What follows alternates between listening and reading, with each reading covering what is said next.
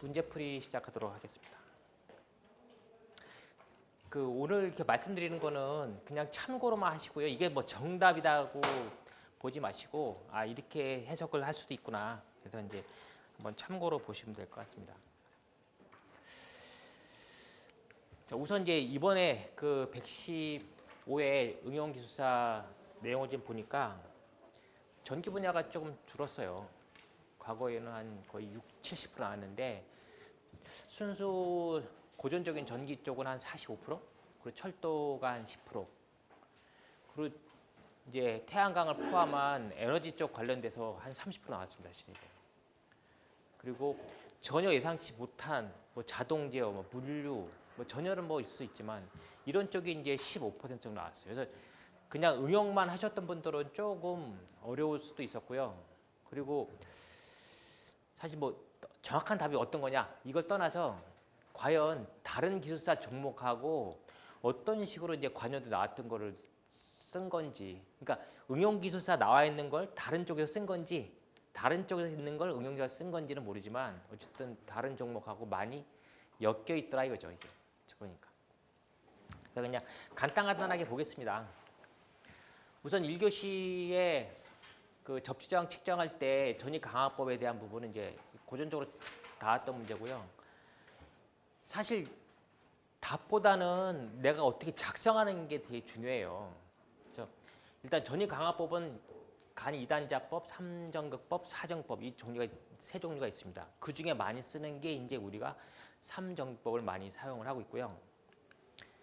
3정법 쓰시려면 반드시 61.8%에 대한 법칙을 반드시 쓰셔야 돼요. 이걸 쓰시면. 그래서 이제 우리가 2단자, P단자, C단자 중에 이 P단자가 정확하게 하려면 전위 감소 없이 측정하려면 E와 C 사이 61.8% 지점에 놓고 해야 된다. 이렇게 해서 이제 해석을 하고 있습니다. 두 번째, 태양전지의 전류 전압에 대한 특성은 저희가 효율적 계산을 하다 보면 출력 전압과 이제 전류 전압에 대한 비율을 갖고 이제 효율을 따지는데, 여기서 얘기하는 전압은 개방 전압이고요. 개방 전압은 태양전지 양단에 형성되는 전압을 얘기를 합니다. 그리고 전류는 이제 단락 상태에서 대한 전류 밀도이기 때문에 이렇게 이제 단락 전류를 표현을 하고 있고, 그리고 이제 교재에 이렇게 보시면 여기서 그래프가 빠져 있는데 전압과 전류에 대한 특성 커브 있습니다. 그래서 특성 커브까지 작성하시면 여기서 요구하는 뭐 전압 전류에 대한 특성에 대한 답은 어느 정도 되지 않을까 생각을 하고 있습니다. 그래서 최대 전력은 동작 전압과 동작 전류의 곱으로 표현하고 있다. 이렇게 내용을 좀 보시고요. 자, UTP는 건축전기 61회 때 나왔습니다. UTP 케이블은 말 그대로 감싸지 않은 꼬여있는 케이블을 UTP 케이블로 부르고 있고, 종류는 카테고리 1부터 7번까지 있습니다. 카테고리에 대한 내용은 주로 이제 전달 최대 주파수 갖고 구분을 하고 있고요. 전산 쪽에서 공유기나 허브 쪽에서 1기가 bps로 지원한다 하더라도 케이블이 만약에 카테고리 5를 썼다 그러면 요거에 맞는 100메가 bps 정도밖에 되지 않는다. 그래서 이제 이 공유기 속도하고 카테고리하고 이 매칭이 돼야 제대로 된 효과를 얻을 수 있다라고 하는 거죠. 그래서 이제 UTP 케이블은 뭐 많이 보신 것처럼 이렇게 이제 형상이 이렇게 되어 있습니다.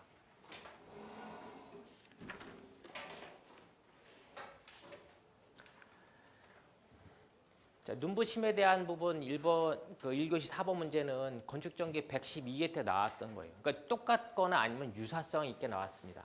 그래서 이런 답을 쓰실 때는 일단 글레어에 대한 종류를 딱 언급했어요. 불쾌, 불농, 직접을 이제 언급을 했습니다. 이거에 대한 내용을 쓰긴 쓰는데 사실 답을 구성한다 그러면 자, 글레어의 정의가 어떤 건지, 글레어 의미가 뭔지, 이게 발생이 되는 이유가 뭔지, 그리고 이거에 대한 종류가 뭐 불쾌, 불농, 직접, 간접 있다 이거죠. 간접은 안 물어봤지만 이제 간접도 있다라는 거죠. 마지막에 나와 있던 뭐냐면 대책이 나와야 돼요.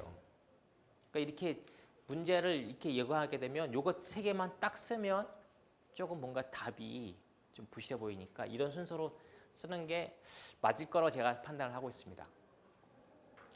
근데 가끔 보면 문제 속에 답이 있어요. 왜냐하면 불쾌, 불능, 직접은 불쾌한 거고 불능은 뭐 능력이 안 되는 도저히 안 되는 거예요. 능력이 안 되니까. 직접은 뭐 직접 맞는 거고 간접은 간접적으로 맞는 거예요. 그래서 가끔은 이제 문제를 잘 보시면 답을 쉽게 얻을 수 있습니다. 그래서 앞에 보시면 여기도 건축정이 나왔었죠. 여기도 건축정이 108회 때 나왔었어요. 그리고 1번 문제도 건축정이 62회 때 나왔었습니다. 그러니까 다른 기술사 종목하고 많이 문제를 주고받고 있다라고 이제 보시면 될 것 같습니다.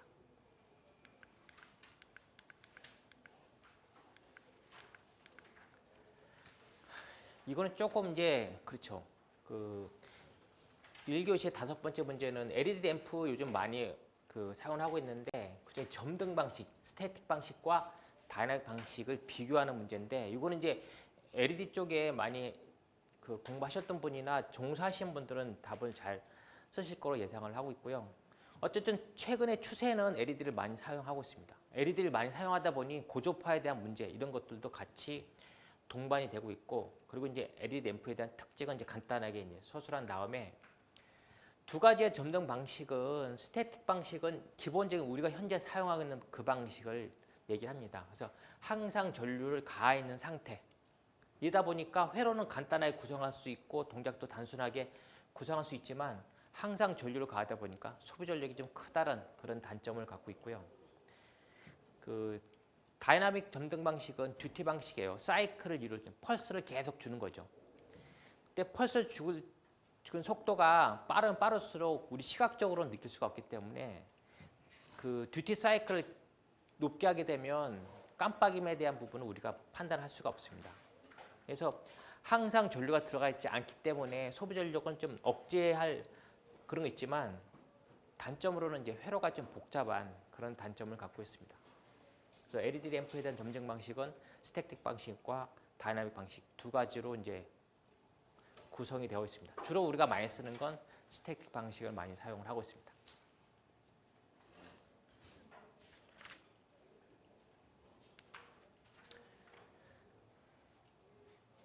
DC-DC 컨버터에 대한 부분은 여기서 이제 자기적 결합 초포 회로 종류를 열거하라고 되어 있는데 제가 여기서 말씀드린 종류하고 또 일반적으로 알고 계신 종류하고 다를 수가 있어요.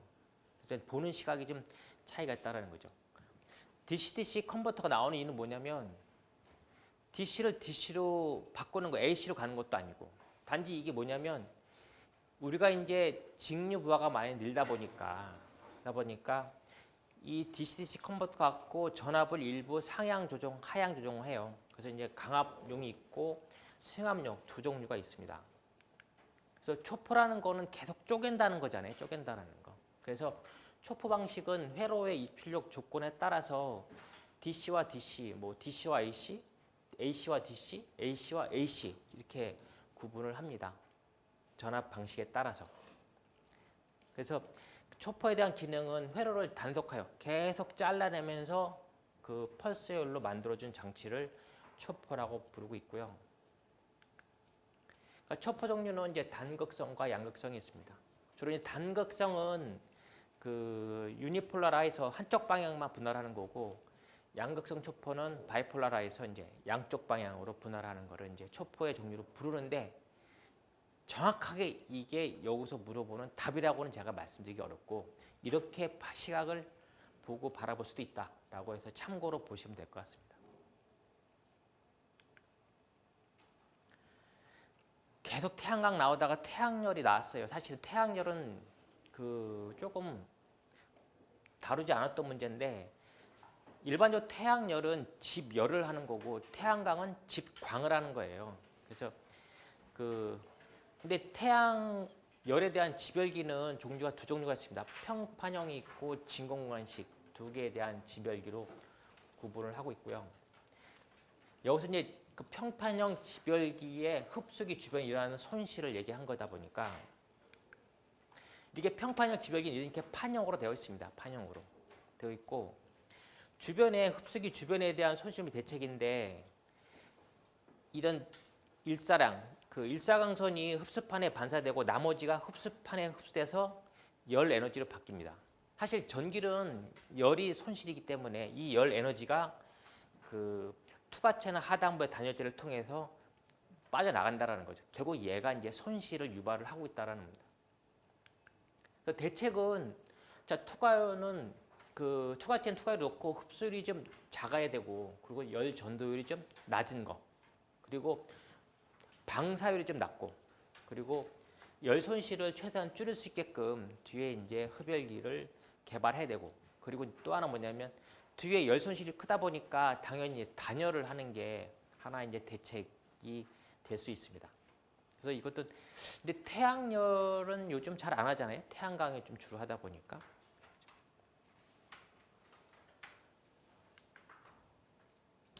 이거는 조명기구 8번째 문제 조명기구에 대한 그 배광에 대한 방식하고 배치에 대한 부분은 뭐 잘 아시는 것 같아요. 그래서 이거는 이제 교재 보시면요.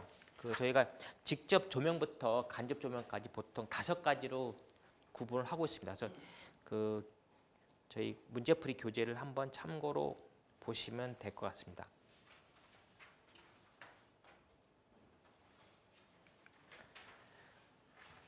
자, 9번째 전기 가열에 대한 문제예요. 전기 가열은 전기 응용에 가끔씩 나오는 문제입니다.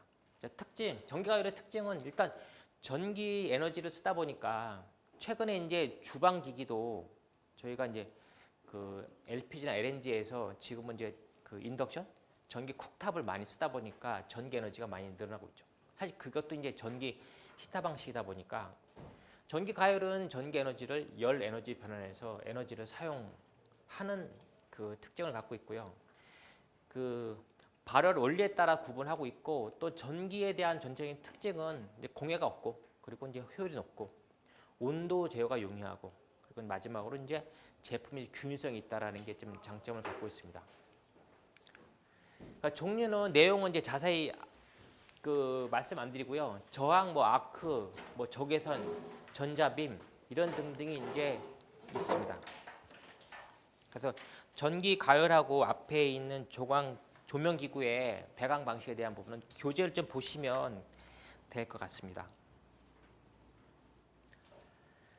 자, 10번에 이제 연료전지에 대한 원리도 사실은 이제 이것도 그 많이 나왔던 문제죠. 이건 연료전지인지 연료 발전이라고 볼 수도 있어요. 산소와 수소가 계속 공급되면 발전을 할 수 있기 때문에 연료전지보다는 연료 발전 이렇게 또 부르는 데도 있습니다. 화학 에너지를 전기 화학 반응에 의해서 직접 전기 에너지로 변환하는 방식이고요. 연료전지는 크게 연료극 그리고 공기극, 그 전해질부 모두 크게 이제 3개로 구성을 하고 있습니다. 여기서는 이제 특징이 뭐냐면 전기뿐만 아니라 열 그리고 이제 열을 이용한 그 온수를 만들어내는 열 병합에 대한 특징을 갖고 있습니다. 뭐 시스템은 이제 교재 좀 보시고 제가 급하게 이제 PT자를 만들다 보니까 요거 좀 내용이 좀 안 보이는데 그 교재의 시스템 구성에 대한 풀로 좀 보시고요. 구성에 대한 특징을 보면 이제 그 화석 연료로부터 수소를 발생시키는 계질기가 있고요. 그리고 출력을 원하는 만큼 내기 위해서 연료 단위 전지를 직렬 쌓아 올린 스택 그리고 DC를 AC로 바꾸는 전력 변환기 인버터라고 하고 또 PCS라고 또 부르고 있습니다. 주변에 이제 보조기기인 뭐 펌프 블로어 이런 것들은 크게 4가지 구성 요소로 나눠 있고 연료전지에 대한 특징은 발전 효율이 30-40%인데 10가지 같이 포함하다 보니까 종합적인 열병합 발전 시에는 한 80% 그리고 다양한 연료를 사용할 수 있고 그리고 뭐 열을 활용해서 온수 난방 그리고 이제 친환경적이고 에너지 효율 그리고 태양광하고 달리 주변 환경에 영향을 받지 않고 설치 면적이 작다라는 게 이제 연료전지의 특징으로 보시면 될 것 같습니다.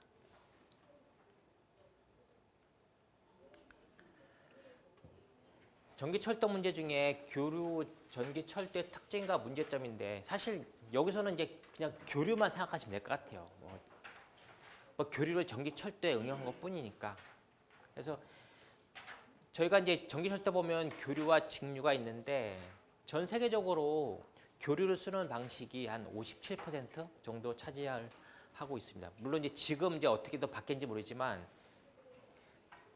그래서 교류는 급전 방식에 따라서 직접 방식과 흡상 변압기 그리고 단권 변압기, 그러니까 BTAT 방식, 크게 이제 세 가지 방식으로 구성을 하고 있고요. 교류 방식을 선정하는 이유는 뭐냐면 우선 이제 변압기 차단기 등이 많이 개발되어 있다 보니까 일단 설비가 좀 간단하고 그리고 전압이 높다 보니까 상대적으로 이제 전압 강화에 대한 손실이 좀 작은 그런 장점을 갖고 있습니다. 그리고 제로점이 있다 보니까 차단에 대한 능력이 좀 쉽고요. 그리고 전압에 대한 가변에 대한 성이 좀 우수합니다. 그리고 이제 전류가 적기 때문에 집전에 대해서 좀 쉽고 그리고 그 부식, 전식에 대한 피해가 상대적으로 적은 게 교류 방식을 선정하는 그 이유가 되고요. 이거에 대한 문제점은 뭐냐면 교류다 보니까 그리고 전압이 높다 보니까 절연을 유지한 이격거리가 좀 필요하다는 거죠. 이격거리. 그리고 그 삼상 전원 계통에서는 전압 불평형에 대한 문제. 그리고 터널 내 단면적이 크기 때문에 이건 건설비가 약간 올라가는 거. 그리고 차량 내에 변압 장치들이 들어가다 보니까 좀 약간 복잡한 게 있고요. 가장 큰 건 이제 유도장애.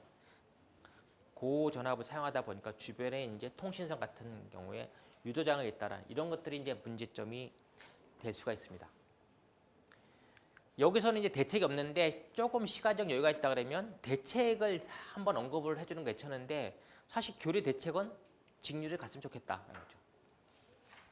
그동안의 직류에 대한 단점을 보완해서 직류하면 좋겠다. 이렇게 해서 이제 대책을 일부 좀 언급하는 것도 하나의 방법이 될 수 있습니다. 12번째 문제, 알루미늄 건선 변압기 특징은 발성 배전 107회 때 나왔던 문제예요. 그래서 외국에서는 알루미늄 건선을 많이 활용을 하고 있다는 통계가 있습니다. 근데 저희 나라도 2007년도부터는 건선을 구리에서 알루미늄 쪽으로 많이 전환을 하고 있고 실질적으로 배전용 변압기도 이미 보급이 되고 있습니다. 부스닥터 같은 경우도 가격이나 이런 문제 때문에 이제 동보다는 알루미늄 쪽으로 많이 좀 사용을 하는 추세고요. 그 알루미늄 건선 변압기의 특징은 우선적으로 이제 정적인 특징이 좀 손실하고 효율이 좀 있습니다. 도전율이 구리의 3분의 2 정도밖에 안 되다 보니까 상대적으로 그 손실에 대한 부분은 알루미늄 도체가 좀 높죠, 사실은. 근데 그 구리의 단면적을 1.5배 이상으로 하기 때문에 단면적을 높인다 그러면 이런 손실에 대한 부분도 뭐 보완할 수 있다라는 거죠. 주로 이제 알루미늄이 좋다라는 쪽으로 유도를 하는 거예요. 기계적인 특징은 같은 단면적에 비해서 3분의 1 정도밖에 안 된다 이거죠. 약한데 그 도체 단면을 구리의 그 2분의 3 더 1.5배 정도 크게 하기 때문에 이것도 기계적인 문제는 없다. 그러니까 구리하고 같은 도전율을 맞추려다 보니까 단면적을 키워. 물론 부핀 커지지만 거기에 따른 손실도 좀 없어지고 취약한 기계적 강도도 보완이 된다라는 거죠. 온도에 대한 특성은 그 표면의 발생 손실이 한 78%밖에 안 돼요. 그래서 알루미늄 쪽이 좀 우수하고 그리고 중량이나 이제 외형도 전체적인 비중이 구리가 그러니까 알루미늄이 구리의 3분의 1밖에 안 돼요. 가볍다라는 거죠. 가볍다 보니까 중량이 좀 그 아무래도 보완이 된다는 거죠. 근데 상대적으로 이 도전을 다 맞추려면 거의 알루미늄 그러니까 구리와 같은 똑같은 특성을 낸다 하더라도 중량 면에서 좀 유리하고 그리고 가격적인 면, 부식적인 면 이런 쪽에서 좀 유리합니다. 그 마지막에 이제 기타 내용 보시면 절연유하고 접촉했을 때 우리 유입변압기 같은 면은 절연유하고 구리하고 접촉했을 때 산화에 대한 문제가 있는데 알루미늄에서는 구리보다는 산화성에 대한 부분이 좀 유리하다. 그래서 절연유 속에 건선이 들어갔을 때는 동보다는 좀 유리한 그런 측면이 있다라고 해서 그 최근에는 알루미늄 건선 변압기가 조금 늘어나는 추세라고 합니다. 근데 변압기는 한번 설치하게 되면 거의 20년 이상 쓰다 보니까 이게 이제 여태까지 구리를 쓰다가 갑자기 알루미늄 바꾼다 하더라도 시간은 상당한 시간이 걸릴 거로 예상이 되고 있습니다. 1교시의 마지막 문제는 정전기에 대한 부분을 응용했던 문제입니다. 그래서 113회인가 전기 안전 쪽에 나왔던 문제예요, 사실은. 그러니까 정전기가 문제가 있는데 정전기를 활용할 수 있는 게 뭐냐 해서 이제 그 중에 하나가 이제 정전 도장, 정전 분체 도장이 있습니다. 이거는 이제 그 도장은 도료에 고전압을 가해서 도료하고 피도작물 사이에 이제 전압을 인계해서 정전기로 그 도료가 피도작물에 달라붙는, 균일하게 달라붙는 그런 성질을 이용한, 정전기를 이용한 그 도장 방법입니다. 그래서 그림에 보시다시피 여기 피도작물, 이게 이제 내가 도장하고 싶은 물체라면 여기에 플러스를 인가하고, 그리고 이 건, 분체가 나오는 이 건에다가 마이너스 인가하게 되면 가서 이제 달라붙어야 되니까 균일하게 이제 도장이 되는 그런 이제 장점을 갖고 있고요. 단지 여기서는 이제 고압 약 3만에서 12만 볼트의 고전압 가하기 때문에 어떤 절연에 대한, 안전에 대한 그런 부분은 조금 보완을 하고 강화해야 될 필요가 있습니다. 그래서 이거는 그 정전기를 이용한 우리가 활용 측면 중에 하나가 바로 이제 정전 도장, 정전 분체 도장이라고 볼 수 있습니다.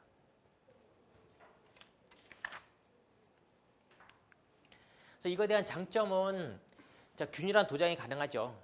그리고 그 같은 양으로 했을 때, 분체 도장 했을 때 양에서도 소모량이 조금 유리하고, 단지 이제 단점은 뭐 고전압 발생기 이런 등등이 필요하다 보니까 초기 투자비가 좀 많이 들고, 그리고 액체 도료보다는 조금 도장 속도가 약간 늦은 그런 단점을 갖고 있습니다. 네, 그래서 지금까지 이제 그 1교시부터, 그러니까 1교시에 이제 14번, 3번까지 문자 쭉 봤는데, 근데 내용 보셔서 알겠지만 다른 기술사 종목에 나왔던 문제들도 같이 나와 있었어요. 그래서 새로운 문제보다는 이제 그런 쪽에 대한 문제가 좀 나왔다.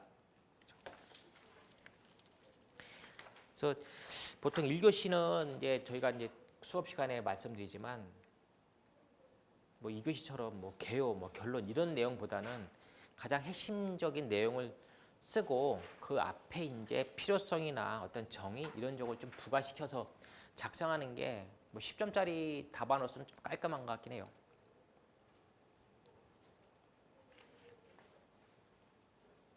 (2교시부터가) 조금 난해하기 시작합니다. 2교시부터가. 자, 2교시 거 한번 보겠습니다. 이 에너지적, 환경적 관심 많으신 분들은 이제 근데 사실 저는 이 신기후 체제 파리 협정 이전에 2017년도에 정부에서 그걸 발표했어요. 재생에너지 3020. 그거 만약에 준비하셨으면 이거 쓸 수 있어요, 답은. 왜 쓸 수 있냐면 신기후 체제를 뭐 정착하자는 건 그거잖아요, 사실. 지구 환경을 보존시키자는 거죠. 더 좋게 하자. 근데 이게 2015년도에 프랑스 파리에서 이제 협정 체결을 한 겁니다. 네. 그 전에 저희가 97년도인가 교토 의정서도 있고 온실가스 줄이자 뭐 그런 내용들이 계속 이제 어떤 협정하면서 이제 진행돼 있었는데, 이거에 대한 주요 사항은, 파리 협정의 주요 사항은 현재 지구 평균 기온 상승률이 2도씨다 보니까 이거보다 낮은 1.5도씨 이하로 제한하자. 그리고 이걸 하기 위해서 각국이 스스로 노력해라. 그런데 5년마다 상향되어 있는 어떤 계획을 제출하라는 거죠. 자율적으로 하되 어떤 이런 상향 목표는 5년마다 내놔라는 거죠. 그리고 그 각 국가에서 나라별로 2020년까지 장기 저탄소, 그러니까 탄소 배출권을 줄여라는 거죠. 탄소 배출을.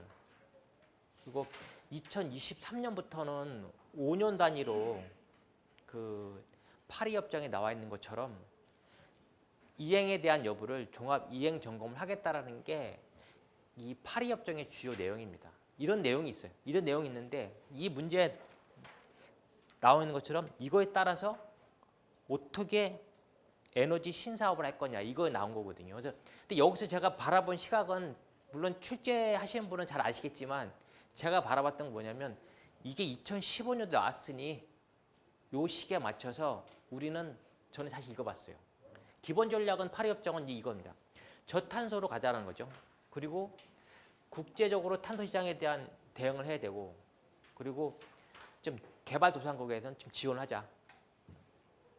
근데 저는 이제 이걸 본 거예요, 사실. 이걸 연관한 거죠. 자, 2015년도에 이거 국제적으로 나왔으니 우리나라가 나갈 길은 뭐냐? 재생에너지 3020 이행 계획을 2017년도 말에 발표를 했어요, 정부에서. 그 내용의 사실 중심이 태양광하고 풍력이에요. 그래서 물론 이제 116회 때 아직도 시험에 나왔지만 분명히 이제 신재생 에너지 중에 태양광이 중심에 쓸 것이다 했는데 이번에 문제가 태양광이 많이 나왔어요, 사실은. 물론 그것 때문에 나왔는지 모르지만 우리가 얘기하는 3020에 대한 계획은 뭐냐면 2030년까지 재생에너지 발전 비중량을 20% 맞추겠다는 거예요, 국가적으로. 그래서 지금 2016년도에 7%에 대한 재생에너지 비율을 2030년 되면 그 20% 맞추겠다. 그리고 이 설비 용량도 13.3 기가와트에서 2030년에는 64 기가와트 정도로 올리겠다는 거죠. 그리고 신규 설비 95% 이상을 태양광 풍력을 중심으로 간다고 되어 있어요. 그리고 아시겠지만 2017년도에는 지금 태양광 부분이 이 정도 돼요. 5.7기가. 근데 2030 되면 태양광이 약 36기가예요. 그러니까 비중이 엄청 커지는 거죠. 풍력도 1.2기가에서 2030 되면 풍력이 18기가 정도 돼요. 그러니까 많이 올라가는 거죠. 그래서 여기에 이제 우리가 그 그림상 죄송한데 여기서 태양광 풍력이 중심됐기 때문에 우리의 정책은 이 정도 모태를 해서 그 에너지 신사업은 태양광, 풍력, 그리고 또 하나 뭐냐면 에너지 저장치 ESS 이 세 개로 이제 저는 바라봤죠, 사실은. 파리협정에 대해서 우리가 대응할 수 있는 에너지의 신산업은 이쪽이다라는 거죠. 나머지 사실은 특별하게 요즘 사회적 이슈가 없잖아요, 이거. 그래서 이걸 좀 바라봤고 또 출제하신 분은 뭐 전혀 다르게 볼 수도 있어요. 교재 중에 여기에 보면 이게 그 용량이 볼트가 아니고 와트로 좀 바꿔주시기 바랍니다. 오타가 나갔고요.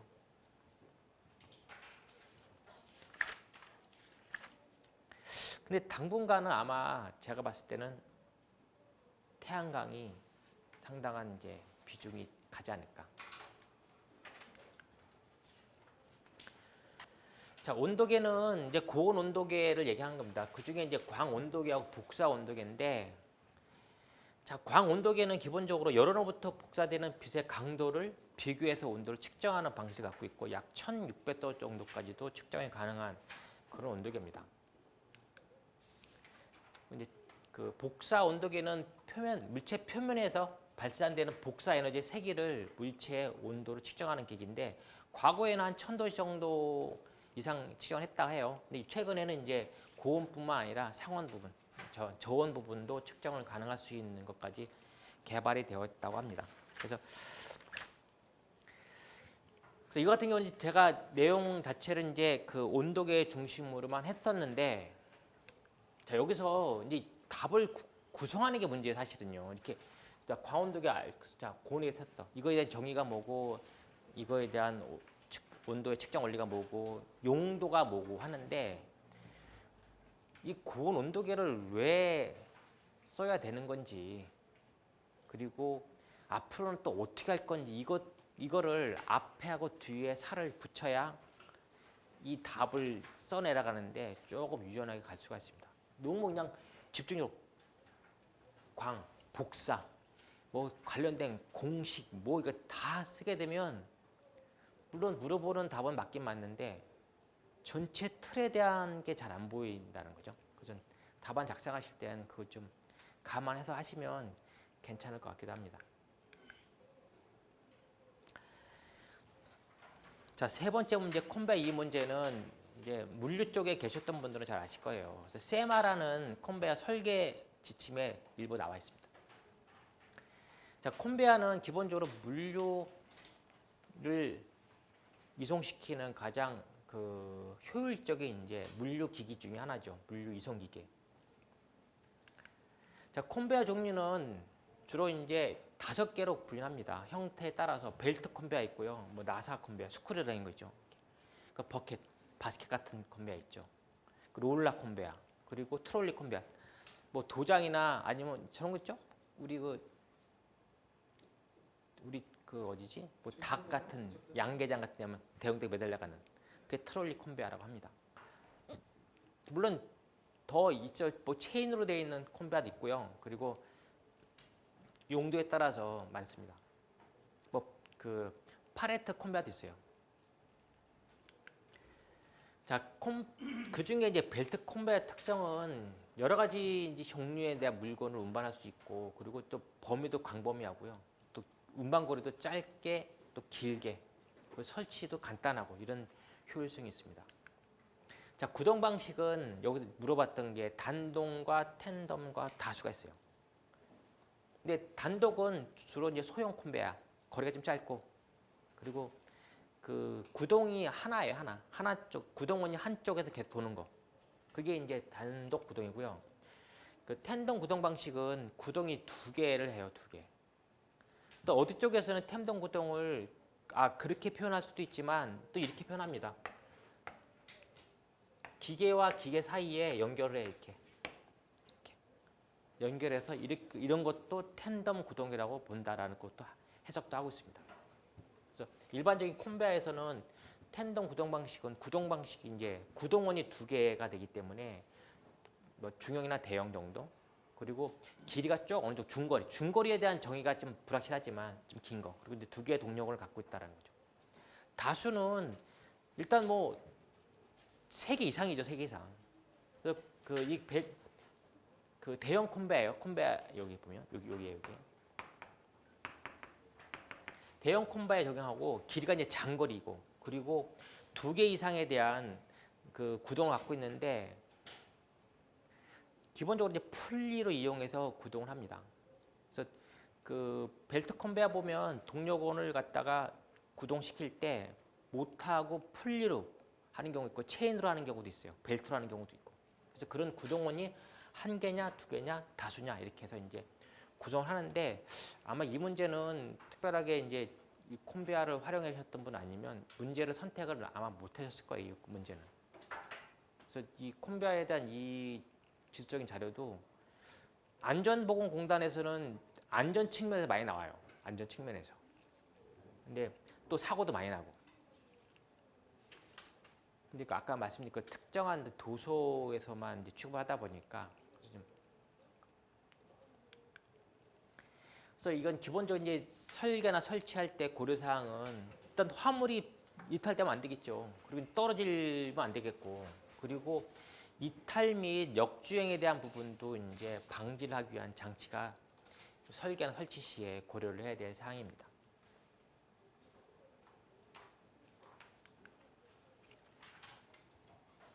이거 벨트 뭐 지금 세 가지인데 단독, 텐덤, 다수기에 이쪽은 이제 그림을 그리는 단독은 예를 들면 이제 메리콘 회사에서 골재를 실어갖고 위로 올릴 때 밑에서 1대1로 한 갖고 쭉 올라서 떨어뜨리고 그래서 하는 거 있거든요.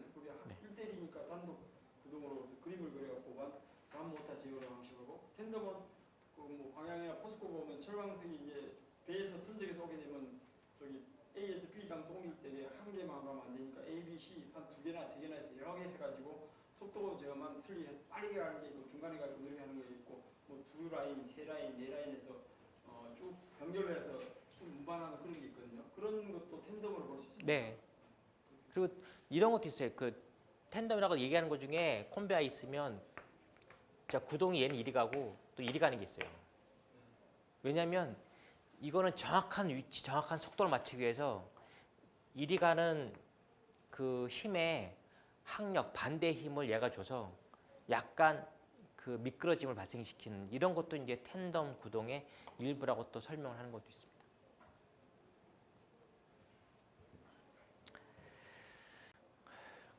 네 번째 문제, 이 그 나이키스트 안정도 판별법에 대한 문제는 산업계측제어 기술사 100회 때 나왔던 문제예요.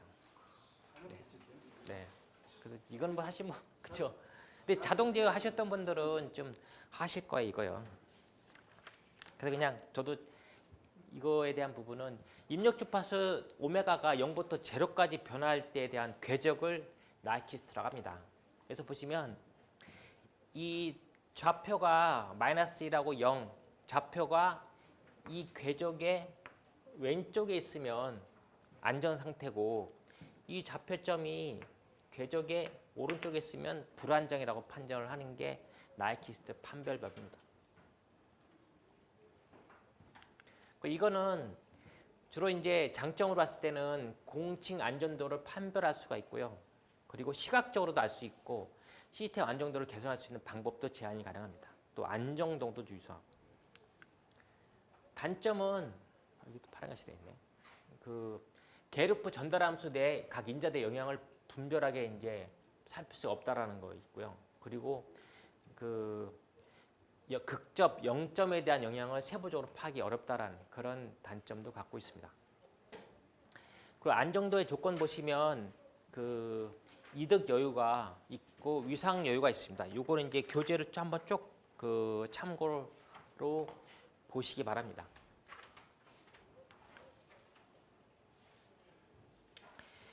다섯 번째 문제 히트펌프. 히트펌프 이제 이건 뭐 현장에서 많이 취급하셨던 분들은 잘 쓰셨을 거예요. 공조 냉동 기계 기술사 107회 때 나온 문제입니다. 아주 뭐 다양하게 많이 나왔어요. 기계 쪽이더라고요. 냉동 공조 기계에서 나오는 게 막 나오고. 네, 그래서 제가 한번 분석해봤어요. 자, 히트펌프 정의는 과거에는 열이 높은 곳에서 낮은 곳으로 흘러가지 않습니까? 근데 얘 같은 경우는 낮은 곳에서 높은 곳으로 끌어올리는 게 이제 히트펌프에 대한 가장 특징이고 이것 때문에 이제 그 히트펌프라고 이제 정의가 된 거죠. 그러니까 최근에는 뭐 난방뿐만 아니라 냉방에도 많이 활용을 하고 있고요. 구성에는 기본적으로 증발기, 압축기, 응축기로 구성이 되어 있어요. 그래서 예를 들어서 이제 내가 만약 난방을 쓰겠다 하면 그 열 교환할 때 외부의 열을 고온을 뺏어서 갖고 있는 저온을 내보내는 거고 냉방을 쓰겠다 그러면 바깥에 찬 공기를 끄집어 당기고 본인이 갖고 있던 더운 공기를 내보내는 거예요. 특징은 뭐냐면 이게 일반적으로 냉방하는 거, 난방하는 것보다는 상당히 경제적입니다. 그리고 친환경성이고 그리고 사용했던 편리하고 가장 큰 건 뭐냐면 그 외부에 대한 그 폐열이나 그런 걸 활용할 수 있기 때문에 많이 활용을 하고 있고요. 특히 이제 그 온수 가열할 때는 많이 사용을 하고 있습니다. 그래서 이거에 대한 용도는 뭐 가정용, 뭐 산업용 관계없이 많이 활용을 하고 있고 그 온천수 가열이나 뭐 기름에 대한 가온 그리고 뭐 건조 제습 등 요즘은 이제 히트펌프 쪽으로 많이 활용을 하고 있는 추세고요. 제가 그 에스코 지원 아이템 중에 하나를 이걸 한 게 있는데 그게 뭐냐면 그 폐수에서 나온 폐열을 갖고 그 열 히트 사이클을 그러니까 그 히트 펌프를 이용해 갖고 얘를 공업용수로 데워서 썼는 게 있어요.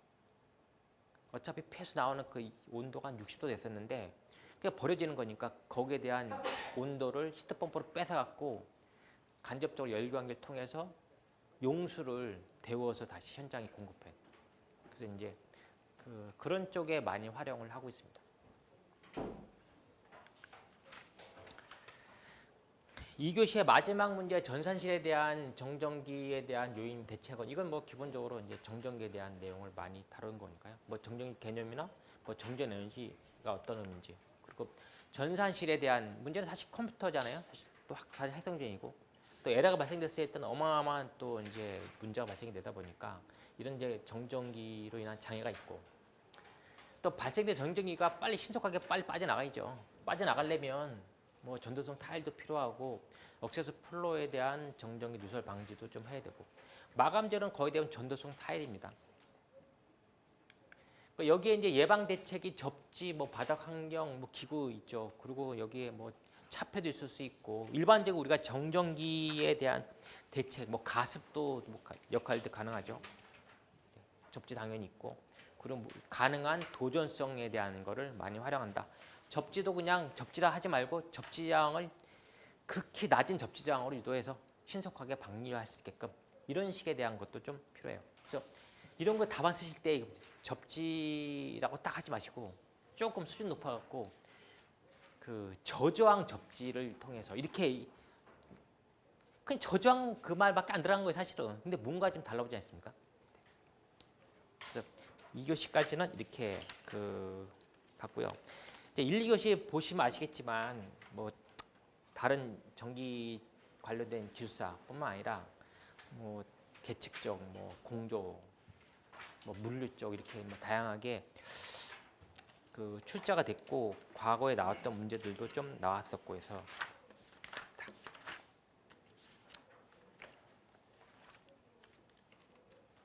네 잠깐 10분 쉬었다 갈까요? 원래 작았네.